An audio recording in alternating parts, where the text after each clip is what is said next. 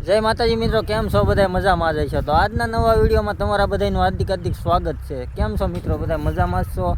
તો આજે તો હતો રવિવાર અને આપણે આવી ગયા હતા બપોરે ઘરે કારખાનેથી.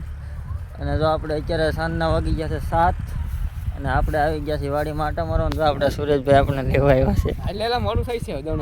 હાલો ભાઈ, એના 2-3 ફોન આવી ગયા હતા. કેમ છે આજ વરસાદ કેવો કયો હતો અહીંયા? વરસાદ જેવો આવ્યો હતો. આ શું છે આવડું આ નાખ્યું? આ પવન સરખા? હા. આ કપા કોનો છે? કપા અમારો.